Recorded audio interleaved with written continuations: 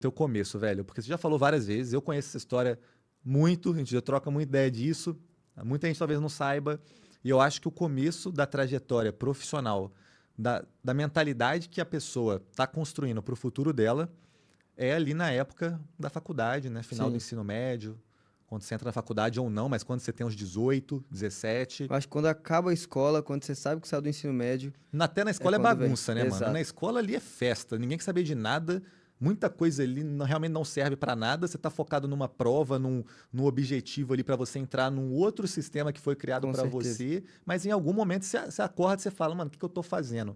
Como é que era quando você tinha uns 18 ali no ensino médio? Assim, para começar, isso aí eu repito diversas vezes, eu acredito muito no destino, mas eu sabia que eu não era interligado nos games, não sabia, tipo, como funcionava esse universo, Você não nada era dos disso. games, com Eu não era 18 nada anos dos ali, nada a games. ver. Mano, que Nada, loucura. nada, nada. Tipo assim, se eu jogasse alguma coisa era na resenha, talvez um FIFA ali com a rapaziada e mais nada. Não acompanhava esse mundo, não sabia que existia um futuro, não sabia que dava para ser levado como emprego, nada. Mas eu acho que enquanto eu tava na escola ainda, eu tava Qual com que era aquela. seu plano, então, mano? O plano era o seguinte: eu preciso me formar. Não preciso mais No ensino pensar médio ou faculdade? não, no ensino Já médio. tava difícil. Exato. Porque eu acho que grande parte da rapaziada também, da molecada, é dividido naquele pensamento: pô, primeiro deixa eu me concentrar em formar, dar tudo certo, e depois eu penso no meu futuro. E pra mim rolou muito isso, só que assim que eu me formei, eu fiquei aquele um ano parado antes de ir pra faculdade pra decidir o que eu queria da minha vida. Não, aquele um ano parado que não é, Esse um não é ano todo mundo que parado, faz isso, esse né? um ano parado, rapaziada, eu vou falar isso pra vocês. Vai ser o ano que mais vai passar rápido em toda a vida, porque você vai vivendo, você vai ficando com poucas obrigações, você sabe que você já se formou, você acha que o pior já passou. Só que quando você faz os seus 18, que você comemora, que você fala, cara, agora eu vou pra vida, que você Agora, né? Chegou a hora de vou ser tirar a rico, pô. carteira, vou Chegou a pegar um hora. carro, cara, começa a vir tanto compromisso, tanta responsabilidade, que isso começa a se transformar em um pouco de pressão, Todo né? mundo da sua galera parava esse um ano assim? Tipo, era normal lá? Tu é de Tipo, BH, também sou sim, minha mineiro. galera, ela sempre foi muito da resenha. Sempre foi um pessoal que, tipo, cada um tem seu trampo, mas, tipo, era todo mundo se encontrando nos finais de semana, pra um futebol, coisa do tipo. Ninguém tinha aquela, cara, ferrou, tem que fazer aquilo, sabe? Era super tranquilo. Sem contar que eu misturava bastante minhas amizades, não era só da escola, então Entendi. tinha a galera E de sua cada mãe canto. foi de boa nessa história de um ano parado, Foi irmão? aí que foi o pior. Quando eu falei com minha mãe, mãe, eu não tenho minha decisão de faculdade, eu preciso ficar esse ano parado pra saber o que eu quero da vida e tudo mais. Foi o ano que eu fiquei mais com meu pai trabalhando na empresa e tudo mais e correndo atrás. Só que isso foi transformando muito em pressão porque lá em casa não tinha boas condições. Então meus pais começaram a se desentender bastante, as contas não estavam fechando e começou a precisar da minha ajuda dentro de casa. E eu tentava falar pra eles, pô, eu tô ajudando, eu tô trabalhando com meu pai.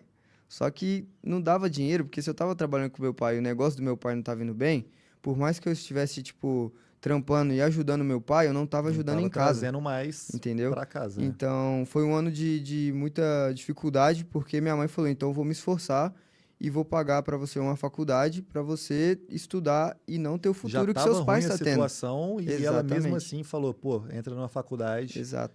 E aí foi quando eu comecei a fazer as provas, né, que você vai passando em curso e tudo mais, e eu não queria saber de estudar. Essa época estava muito difícil de eu virar para minha mãe e falar, mãe, não é isso que eu quero para mim. E ela sempre me incentivou a saber que por mais que aquilo no momento não ia ser legal, não ia querer, era o que ia ser bom para mim no futuro. Eles sempre deixaram claro que queriam que eu fosse alguma coisa para eu não seguir o caminho deles. O que que você tinha na cabeça? Você falava assim, eu acho que isso não é pra mim, não é isso que eu não Exato. quero fazer prova. O que que você queria Eu então, mano? sentia que, tipo, pô, ficar ali na química, fazendo fórmula, sei lá, não era pra mim. Só que assim, eu conversava com a rapaziada e todo mundo falava, pô, mano, nem pra mim, ninguém gosta de estudar aqui, tá ligado? Tu tá querendo a moleza? Então, eu tentava explicar isso pra minha mãe e hoje que eu abri minha mente pra caramba, eu sabia que ela tava certa. Só que em certo ponto eu queria falar pra ela que eu queria fazer algo fora da curva, então foi quando veio a ideia da marca, que foi a marca de roupa Hum, que eu olhava no Instagram, eu sabia que a galera gostava de se vestir bem. Eu não tinha condição para ir numa loja, num shopping e comprar uma roupa muito cara, mas eu conseguia, tipo, pegar um pano ali liso e fazer uma blusa parecida, às vezes um pouco mais colada ou mais larga, que era o que estava sendo vendido. Foi quando eu falei, cara, dá para fazer uma marca. é Como que a isso gente daí pode foi fazer para interessante, velho. acontecer? Você já saiu da manada que todo mundo, pô, formou e foi fazer a prova. Você sabia que estava precisando de levantar uma grana, né? Não dava para ficar nesse ano parado o tempo inteiro. Sim. E você falou: o que eu gosto? O que eu mando bem? Que eu tô vendo uma necessidade? Quando você fala de o pessoal gosta de se vestir bem, mas não tem às vezes a grana para comprar aquela roupa de marca, de design e tudo mais. Você falou: mano, eu vi uma necessidade aqui da galera, pelo menos da minha galera, sei fazer isso, entendo disso, bora fazer acontecer. E deu certo. Exatamente. Então, hoje eu vejo que não deu certo por minha causa, porque eu comecei o Free Fire, né?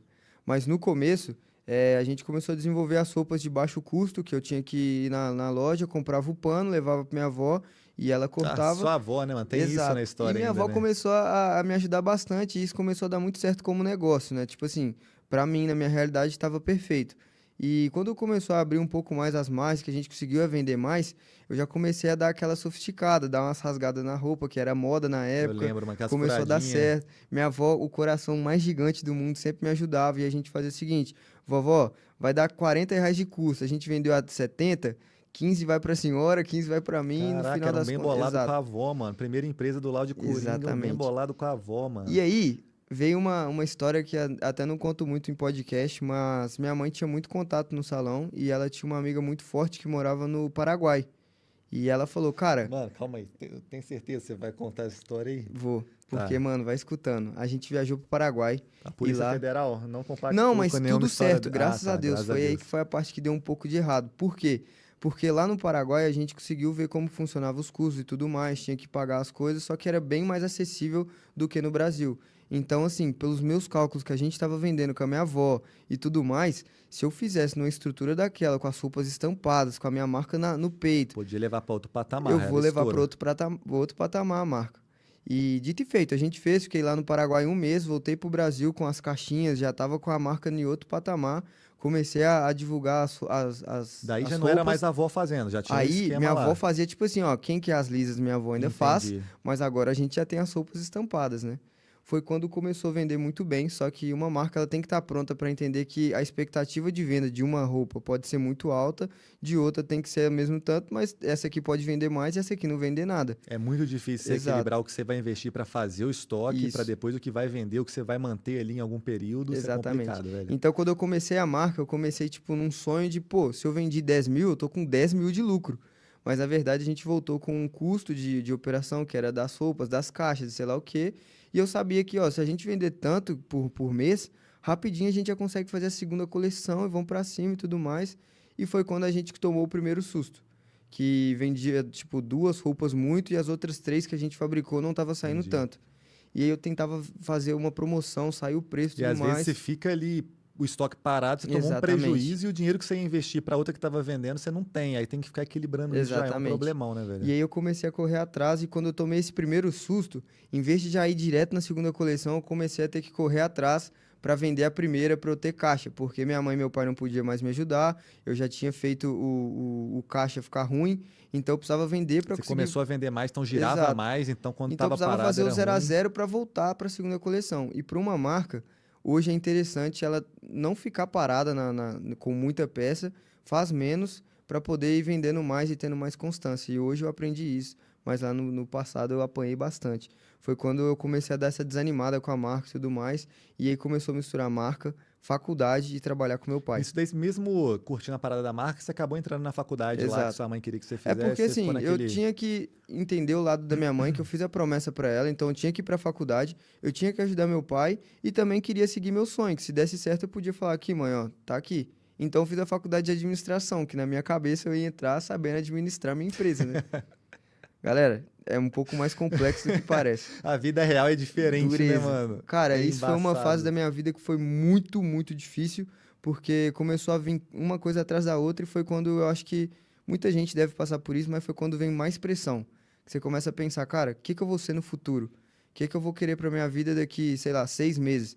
Meus pais têm expectativa em mim, eu tô começando a perder as esperanças porque tá tudo dando errado. O que que eu faço agora?